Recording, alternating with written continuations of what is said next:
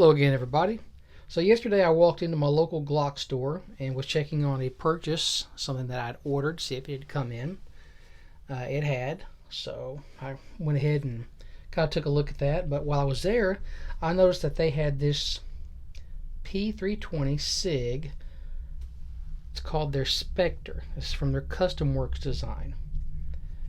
And what sets this one apart from other pP320s is it has the custom trigger, the flat face. They also put the slide in with tumblers and basically a rock bend and just tumble it around and give it a battle-worn look. All of the finish was put on and has impregnated the metal, so the bare metal showing should not rust, at least according to what I'm to understand. So it gives it a battle-worn look, and every one of these is going to look different from the other ones. So this is very Glock 19-like as far as size. When I put them together, I mean, they're almost identical. The difference is this one comes with a custom trigger, which if you're going to buy one, you're going to spend $200 to put it in a Glock. So your standard Glock runs around $600, so make it $800. Throw night sights on it. Well, that's depending on what you go with. We just call it $110. So now you're up to $900. If you, for about the same price, you can trick out your Glock to be something like this. So this is what I wanted. I liked it. I liked the look. One thing I did notice is that this is the medium back strap or medium grip module, and while it's laser engraved and has very good engraving, it's pretty solid in my hands. It does have the undercut here, but it's also smaller than, say, the pP320. It's definitely smaller than the Legion series and the AXG. So bear that in mind if you pick one up. This one was $1,099. Something else it comes with is the 3-dot sights. These are night sights, and if you can see it here, it has the green outline for daytime use. It also has the X, because this is an X series. It has an X on the slide, and it is cut out. I'm not too fond of the cutouts. Not that you're going to have issues, but that's an ingress point, and I just don't really care for those.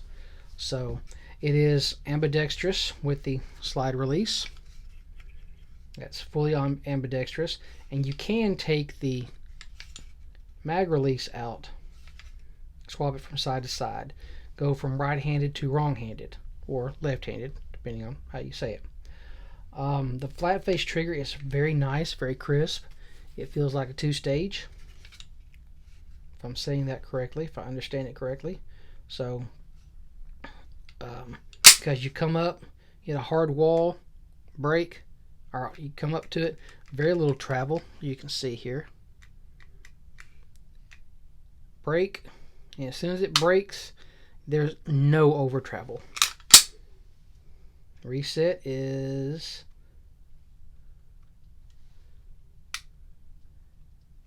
very audible. Let me get it closer so you guys can see. There's a little bit of a longer reset on it, but it's really nice. I like it. Something else it has versus your standard pP320 is you do have the cutout, but it's different. You don't lose your rear sights. So if I do decide to put a red dot or an RMR on it, I will not lose the use of my rear sights. I do like that quite a bit. That's something that turns me off of any weapon. You should not lose your rear sights in case you happen to lose your red dot. So, alrighty. So it comes apart like every other pP320. This is very tight, and they're always tight. So you just flip your takedown lever back and release it. Remember, when you take this apart, to put it back with the flat edge facing up. This is an oval, So it was part just like the rest of them. I just put that back in. The only thing I've done is I brought it home last night, and as with every weapon, when I purchase one, I bring it home. The first thing I do is field strip it, inspect it, and clean it. I have not shot this yet, so I would be lying if I said I'm going to like it. It does fit smaller in my hand, so I'm not sure about that. It's extremely aggressive. Sorry about that. Extremely aggressive right here. And I may go with a different grip module. I actually wanted the gray. I wanted a gray to go with it. And I'm having a harder time finding that. Nice beaver tail here. Not that I've ever had a problem with slide coming back, and it's not like I do like this, like some people do, and like you would do a revolver. I have taken the trigger assembly out, what is actually considered the weapon itself, the firearm itself. I have taken it apart, but it's very tight putting it back together, and I'm not going to take it out on camera because I had such a difficult time getting it back in just because it is so tight. So it comes apart like any other one. You just pop this out and the whole trigger comes out. Pop your takedown lever out, the whole trigger will just come right out. It ships with 2 magazines and this nifty little challenge coin. One side says SIG, one side says Custom Works, live free or die. It's funny. What is that? Newington, New Hampshire.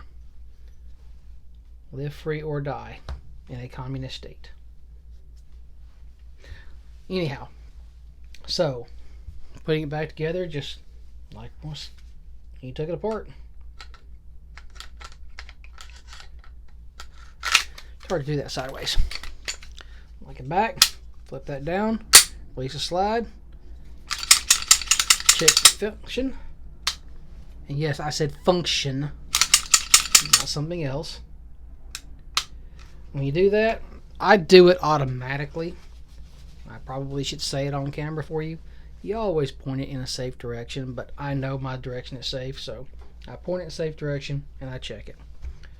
So anyhow, if you guys have any questions, feel free to leave them in the comments. I'll be happy to get back with you as quickly as possible.